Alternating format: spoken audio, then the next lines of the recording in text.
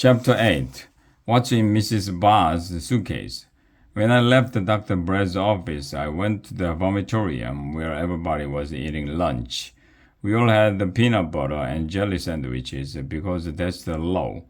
What did Dr. Brett say to you? Asked Ryan. Nothing, I replied. He just wanted to tell me that his name is Frank. So I guess you still think Mrs. Barr is a jewel thief? Asked Alexia. Sure I do, I said. I can prove it to you. How? Everybody asked. All we need to do is look inside that suitcase she pulls around, I said. Come on, follow me. We cleaned off our plates and left the vomitorium. I didn't know where Mrs. Barr was, but she had to be around the school somewhere. We just had to find her. Shh, I said as we sneaked down the hallway. We sneaked around like secret agents, peeking into classrooms. It was cool. I love sneaking around pretending to be a spy. What are we gonna do when we find her? Asked Neil. One of us needs to distract her, I told him, while the others open her suitcase and see what's inside. I think that's an invasion of privacy, whispered Andrea. Your face is an invasion of privacy, I whispered back. We sneaked around for 1,100,000 minutes, no sign of Mrs. Barr. This is silly, Arlo, said Andrea. She probably went out for lunch. She's hiding, I said, sneaking around the corner. She must know we're after her. That's when the weirdest thing in the history of the world happened. We came to a door. Well, that's not the weird part. We come to doors all the time. The weird part was what happened next.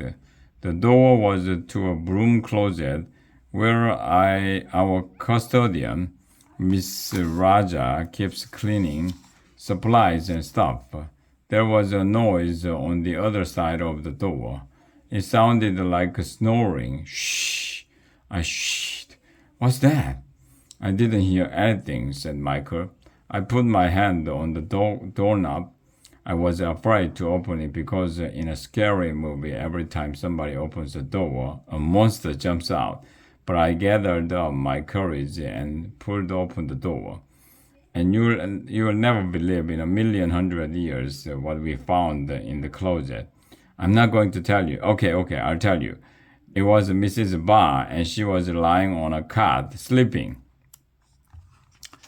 This is our chance, I whispered. Let's see what's inside her suitcase. I bet it's filled with diamonds and rubies and stuff. We got down on our hands and knees. The suitcase had a bunch of zippers on it. Hurry up, Michael whispered. She could wake up any second. Shh, I shhed. Finally, I found the right zipper. I started pulling it. Hey, Mrs. Barr jumped up from the cot. What are you kids doing in here? She asked. I will ask the questions, I said. What are you doing in here? Take a nap, replied Mrs. Barr. I'm still a little jet-lagged. What are you doing with my suitcase? We want to know what you have in there, I said. Well, I will show you what I have in there, Mrs. Barr replied as she pulled the zipper. It's underwear, see? Asterisk. It should be a law that every book has to have a scene with underwear in it. She pulled out a pair of underwear. It had a picture of the Eiffel Tower on it. Then she took out another pair of underwear that said, I love Italy on it. Then she took out another pair of underwear that had a map of Australia on it. Wow, I said, you have a lot of underwear. It's not mine, it's for my dogs, said Mrs. Barr. My hobby is collecting doggy underwear from around the world.